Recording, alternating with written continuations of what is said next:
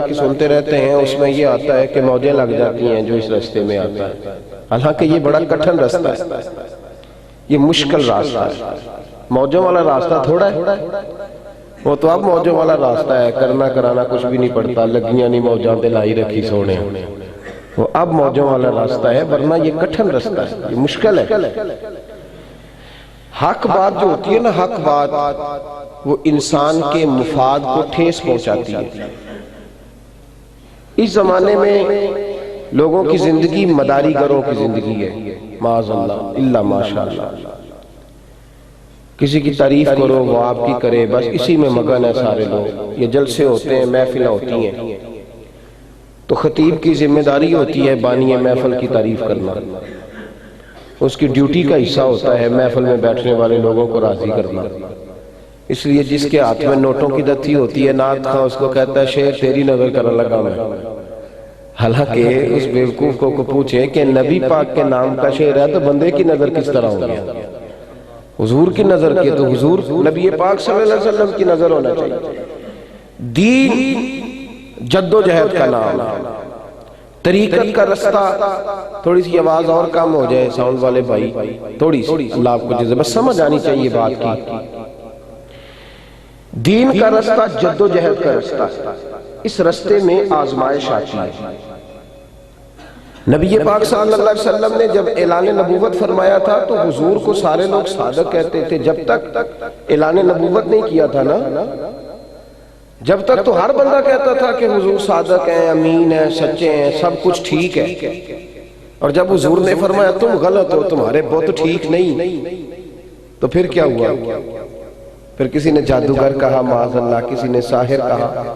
جب آپ تبلیغ کا رستہ اختیار کرتے ہیں نا، جب آپ حق کا راگ الاپتے ہیں، جب آپ صحیح بات کہتے ہیں تو لوگوں کے مفادات کو ٹھیس پہنچتی ہے، اس وقت لوگ مخالفت کرتے ہیں۔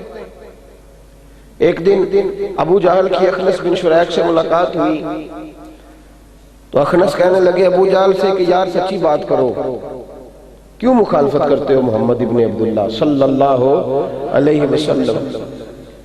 اس نے کہا کل تک تو یہ تمہاری آنکھوں کے تارے تھے، کل تک تم لوگوں کو مثالیں دیتے تھے کہ ہمارا ایک ایسا بھتیجا بھی ہے جس کی زبان سے سوائے سچ کے نکلتا ہی کچھ نہیں، تو آج کیا ہو گیا ہے؟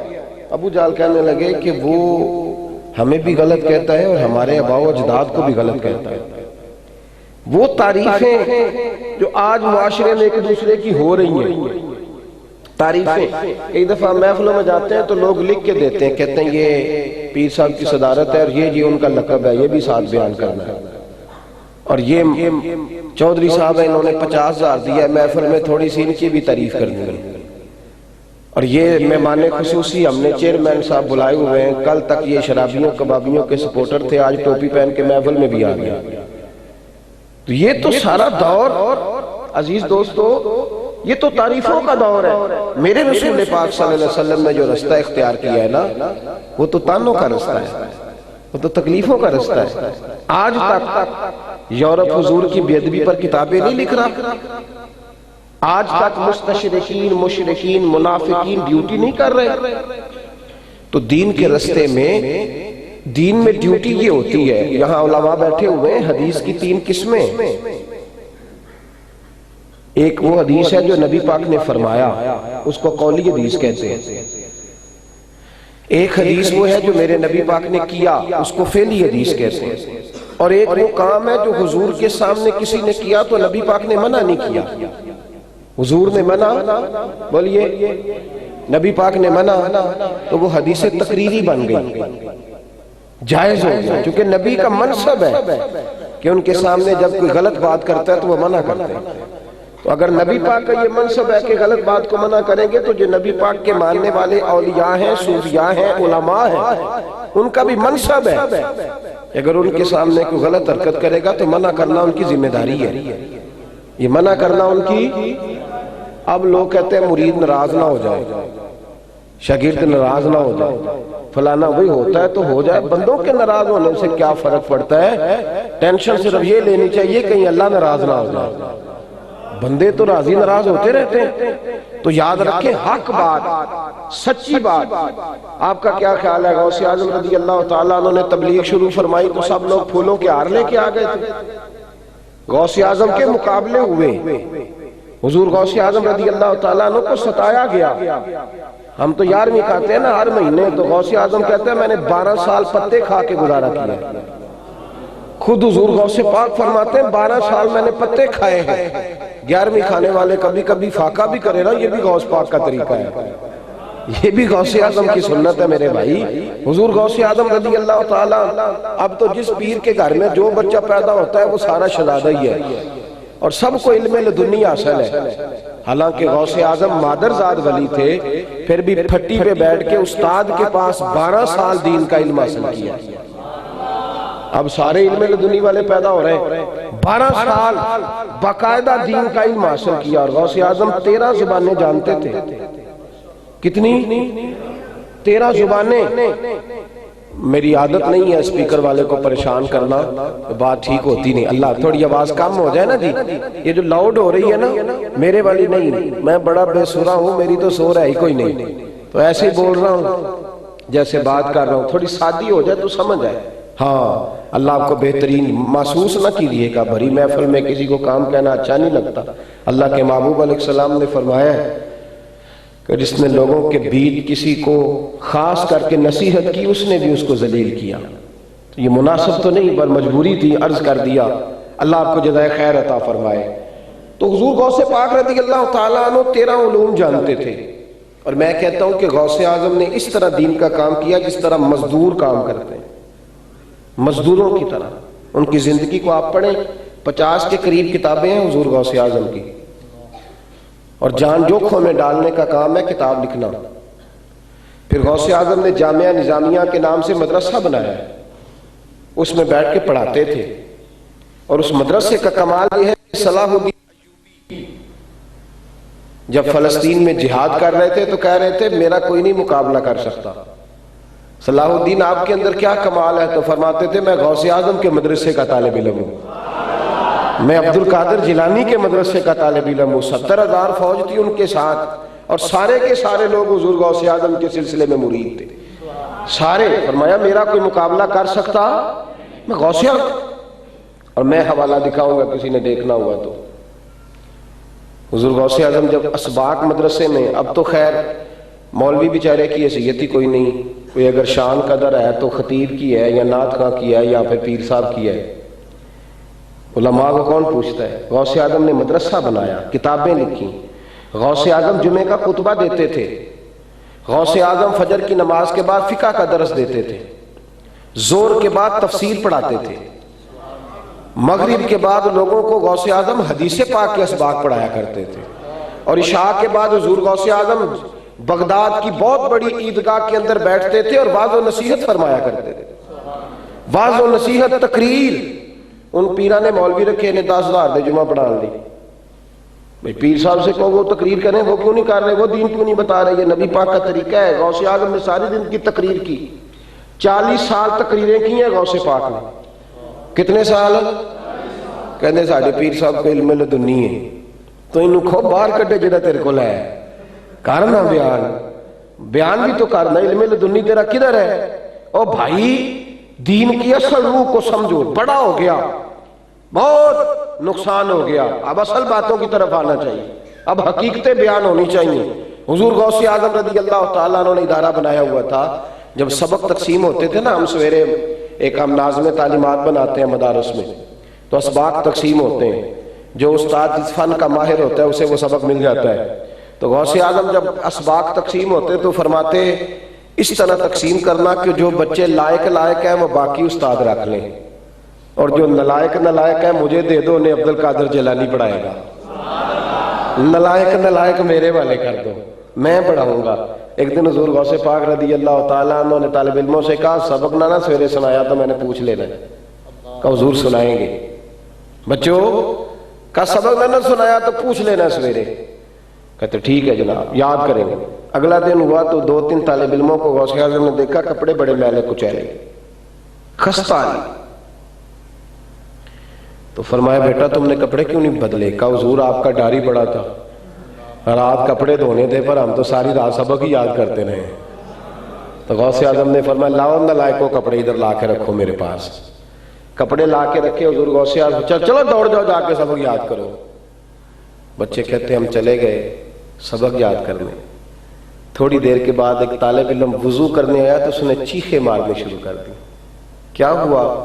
کہنے لگے حضور غوث اعظم نلکے پہ بیٹھ کر طالب علموں کے کپڑے دھو رہے ہیں۔ یہ غوث پاک کی بات کر رہا ہوں، غوث پاک۔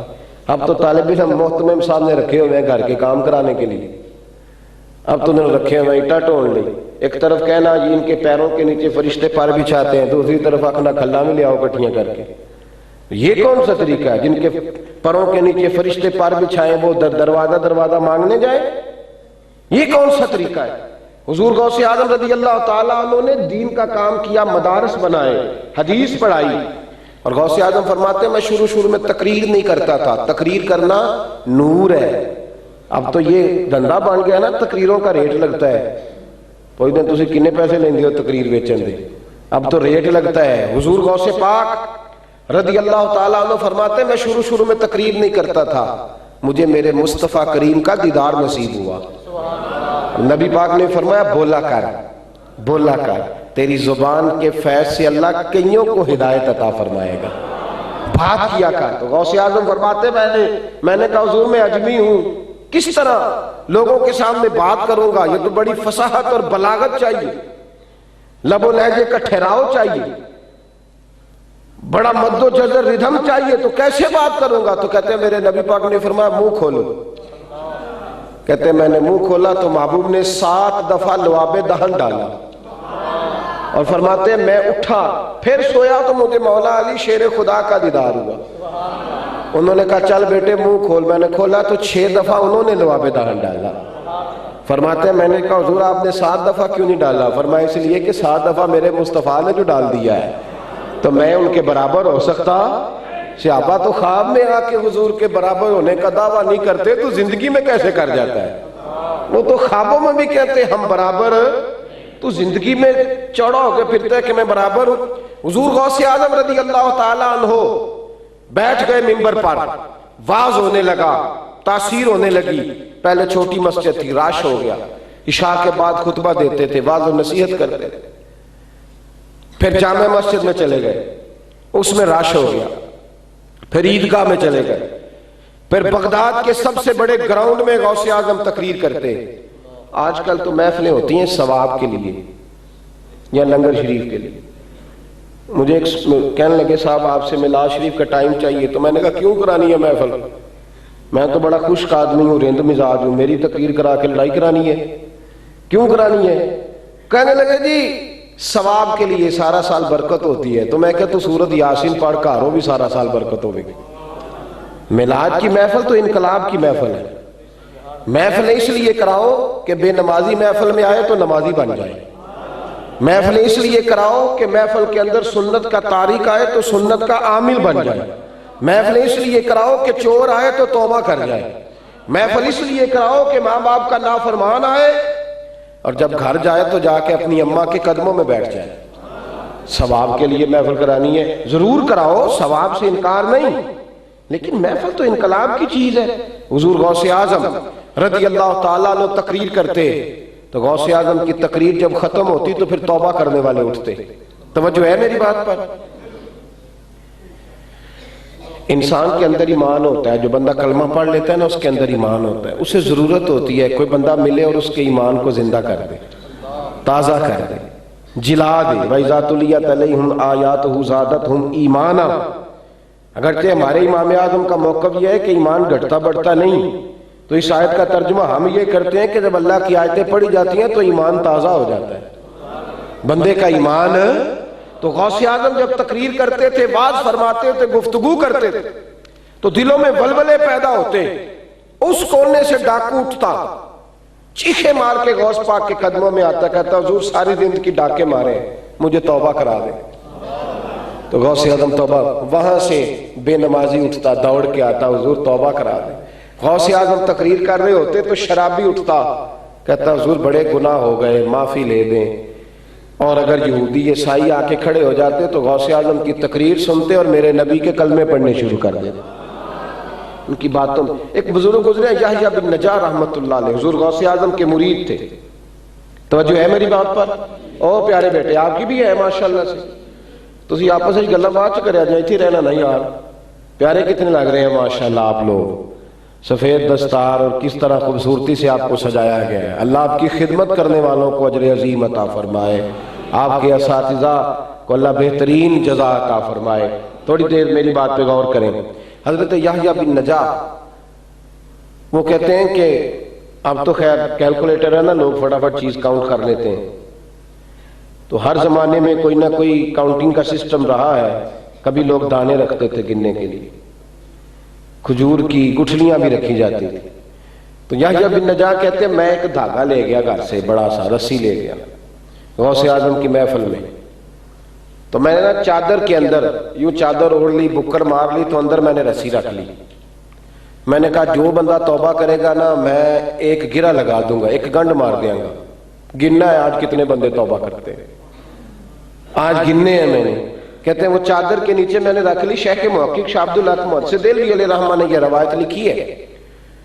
شیخ یحییٰ کہتے ہیں میں نا غوث اعظم کی بارگاہ میں ایک بندے نے اٹھ کے توبہ کی تو میں نے گرہ لگا دی، دوسرا اٹھا تو گرہ لگا دی۔ کہتے ہیں 3 4 5 10 بندے ہوئے تو گرہ لگتی رہی، پھر ٹولیوں کی ٹولیاں اٹھنے لگ گئی۔ اتنے توبہ کرنے والے تھے کہ میں نے کہا کتنی گرے لگاؤ۔ کہتے ہیں میں تھک گیا اور ان کی توبہ کرنے والوں کی سپیڈ زیادہ ہو گئی اور گرہ میری کم پڑ گئی۔ کہتے ہیں جب میں تھک گیا نا اور بے حال ہو گیا تو غوث اعظم نے میری طرف دیکھا اور مسکرا کے فرمانے لگے یحییٰ میں دلوں کی گرے کھول رہا ہوں تو لگاتا جا رہا ہے، میں گرے کھول رہا ہوں تو لگاتا جا رہا ہے، اور چھوڑ بھائی۔ فرمایا یہ عبد القادر کی تبلیغ نہیں ہو رہی، یہ میرے رب کی رحمت برس رہی ہے۔ تو کتنی گرے لگائے گا؟ یہاں تو دل کھلتے چلے جائیں گے۔ یہاں تو کیا کہا تھا میاں صاحب نے، ہر مشکل دی کنجی یارو ہاتھ مرداں دے آئی، ہر مشکل دی کنجی یارو ہاتھ مرداں دے آئی، تے مرد نظر کرے جس ویلے مشکل رہے نہ کائی۔ فرمایا کتنے گرے لگائے گا؟ حضور غوث پاک تبلیغ فرمائی، اور جب تقریر کرنے جاتے تھے تو دعا کرتے تھے اے اللہ میں بات کرنے جا رہا ہوں تیری رضا کے لیے، میں لفظ بولوں گا تو اثر پیدا کر دینا۔ اور جب تقریر کر کے واپس آتے تھے تو کہتے تھے اللہ اگر کسی پر اثر ہوا ہے تو پھر تو اسے قائم رہنے کی توفیق بھی عطا فرما۔ ان کا طریقہ تھا۔ اور ایک دن نہ باز فرما رہے تھے غوث پاک، تقریر کر رہے تھے تو بارش آ گئی، لوگ اٹھنے لگے، تو حضور غوث اعظم نے نظر جھکائی، فرمانے لگے مولا تو دلوں کے حال جانتا ہے، اگر تو بندے میں نے اپنے لیے اکٹھے کیے ہیں تو انہیں بھگا دے، اور اگر تیرے لیے اکٹھے کیے ہیں تو پھر بھی تیری مرضی ہے۔ جب دل میں اخلاص ہوتا ہے تو پھر لفظوں میں تاثیر ہوتی ہے، پھر اللہ تعالیٰ مدد فرماتا ہے، پھر دعائیں مقبول ہوتی ہیں۔ حضور غوث اعظم رضی اللہ تعالیٰ عنہ عرض کرنے لگے مولا بارش آ گئی ہے، لوگ اٹھ رہے ہیں جلسے سے، اگر تو میں نے اپنے لیے اکٹھے کیے ہیں کہ میری واہ واہ کریں تو بھگا دے، نہیں چاہیے ایک بندہ بھی، اور اگر تیرے لیے اکٹھے کیے ہیں تو مولا پھر بھی تیری مرضی ہے۔ لوگ کہتے ہیں سارے بغداد میں بارش ہوتی تھی پر جہاں غوث اعظم کی محفل ہوتی تھی وہاں کوئی نہیں ہوتی تھی۔ اللہ تاثیر دیتا ہے، اللہ پاک توفیق دیتا ہے۔ حضور غوث پاک رضی اللہ تعالیٰ عنہ نے کہا، ایک گویہ رہتا تھا بغداد میں، گانے گاتا تھا، بڑا سریلا تھا، رش بڑا تھا، نوجوان سارے اس کے پیچھے پیچھے بھاگتے تھے۔ غوث اعظم اسے سمجھایا کرتے، میں نے کہا ولی کا منصب ہے غلط بات پہ ٹوکتا ہے۔ میری مسجد میں ایک بچہ جمعہ پڑھنے آتا ہے تو سونے کی انگوٹھی پہنتا تھا، میں منع کر دیتا ہوں، 2 پہنی ہو تب بھی روک دیتا ہوں کہ تو کیوں پہنی ہے بھائی جب نبی پاک صلی اللہ علیہ وسلم نے منع کیا۔ جمعہ پڑھنے آتا تھا تو سونے کی چین اور انگوٹھی، 2 دفعہ میں نے منع کیا، تیسری دفعہ آیا تو میری ملاقات ہوئی تو میں نے کہا تیری مہربانی بیٹے تو نے اتار دی ہے، کہنا میں لاکھ جیب چپا لی تسی جو ڈک دے وار واری۔ تو مجھے اس بات کی بھی خوشی ہوئی کہ چلو یار مطلب لوگ سمجھنے تو لگے ہمیں کو منع کرنے والا ہے، ورنہ تو منع ہی نہیں کرتا کسی کو، لوگ بتاتے ہی نہیں۔ ایک بچے سے میں نے کہا یہ کڑا کیوں پہنا ہوا ہے؟ کہنا میں نے پتہ ہی نہیں نجائز، پتہ ہوتا تو نہ پہنتا۔ کدھر گئی ہماری تقریریں؟ کیا لوگ ہم سے ملتے نہیں؟ ہم کسی کو یہ کہنے کو تیار ہی نہیں کہ داڑھی کے ڈیزائن نہ بنا. سنت نہ رکھنا کبیرہ گناہ ہے، اور سنت کا مذاق اڑانا یہ کفر ہے. کسی نے یہاں رکھی ہوئی ہے، کسی نے یہاں رکھی ہوئی ہے، کسی نے یہاں رکھی ہوئی ہے، مذاق اڑایا جا رہا ہے سنت مصطفیٰ کا. کوئی منع کرنے والا ہی نہیں، روکنے ٹوکنے والا نہیں، بتانے والا ہی نہیں، سمجھانے والا ہی نہیں. واضح نصیحتیں، تقریریں، جلسے روز ہوتے ہیں، لیکن ان کی تاثیر بھی تو حاصل ہونی چاہیے نا. مدعا اور مقاصد بھی تو ہمیں حاصل ہونے چاہیے. حضور غوث پاک رضی اللہ تعالیٰ عنہ اس گویے کو منع کرتے، کہتے نہ گایا کر، یہ جائز نہیں. اب تو لوگ عرسوں پہ بھی اللہ خیر فرمائے ساز رنگ کی محفلیں سجانے لگے ہیں، معاذ اللہ. منع کرتے غوث پاک تو وہ گویہ مخالفت کرتا. اس نے ٹولیاں بنا لی، بغداد کے لوگوں کو کہتا میرے پیچھے رش بڑا ہے نا، تو عبد القادر سے معاذ اللہ برداشت نہیں ہوتا. ہر عروج کو زوال ہوتا ہے. اس کی آواز ختم ہو گئی، بوڑھا ہو گیا. اس کو سننے والوں نے کسی اور کو سننا شروع کر دیا. کل جو اس کے ترانے پڑھتے تھے وہ کسی اور کے پیچھے لگ گئے. گھر میں بھی جب تک پیسے دیتا تھا بڑی عزت تھی، اب گھر والوں نے بھی سلام کلام چھوڑ دیا. قبرستان میں جا کے بیٹھ گیا. قبرستان میں مکھیاں بھنکتی ہیں، پوچھنے والا کوئی نہیں، پرواہ کرنے والا کوئی نہیں. حالت خراب ہو گئی، بدحالی کا عالم. وہ تیری آنکھ ہو یا سنگ ملامت کی چبھن، کون پہنچا ہے میرے درد کی گہرائی تک. دور شہرت میں تو یاروں نے کیا یاد بہت، ساتھ آیا نہ کوئی کوچے رسوائی تک. اور میاں صاحب نے کہا تھا ساری عمر ہی آٹا گد ہے، لکھاں کیتے نہیں پیڑے، تے وقت آیا ہی تے محمد بخشا کوئی نہیں ہو بیٹھا نیڑے. سارے چلے گئے چھوڑ چھاڑ کے. قبرستان میں مکھیاں بھنک رہی تھی تو غوث پاک گزرے. اللہ اکبر. ساری زندگی غوث اعظم کی مخالفت کرتا رہا. جب غوث پاک گزرے نا تو اس کی حالت دیکھی. اللہ اکبر. تو غوث اعظم بڑے پریشان ہوئے. اللہ کے بندے نرم دل ہوتے ہیں. غوث اعظم پریشان ہوئے، گھر آ کے غلام کو بلایا، فرمانے لگے یہ 100 دینار لے جا، اسے بتانا نہ کس نے دیے. جا دیا. اس کے پاس تو پہننے کو کپڑا بھی کوئی نہیں، اس کے پاس تو کھانے کو روٹی کوئی نہیں. آپ کا غلام گیا. یہ بھی غوث اعظم کی کرامت ہے. صرف کرامتوں پہ زور آ گیا ہے، یہ بھی کرامت ہے غوث اعظم کی. ان کی اصل کرامت ان کے اخلاق حسنہ ہے. ان کی اصل کرامت ان کی دین پر استقامت ہے. حضور غوث اعظم نے 100 دینار دیے، دیا. وہ لے کر کے گیا اور جا کے گویے کو 100 دینار دیے. تو گویہ کہنے لگا کس نے بھیجے؟ فرمانے لگے مجھے پہنچانے کا حکم ہے، بتانے کا نہیں. تو میں نے ڈیوٹی کر دی ہے، مجھے حکم تھا بتانا نہیں. تو گویہ کہنے لگا مجھے بھی پتا ہے، پتا مجھے بھی ہے کہ اس پریشانی اور بیماری میں اگر میرے کوئی کام آ سکتا ہے تو بغداد کا پیر عبد القادر ہی آ سکتا ہے. وہی ہے. خدا کے فضل سے ہم پر ہے سایہ غوث اعظم کا، اور ہمیں دونوں جہاں میں ہے سہارا غوث اعظم کا. اور خدا دے گا منادی حشر میں یہ قادریوں کو، کہاں ہے قادری کر لے نظارہ غوث اعظم کا.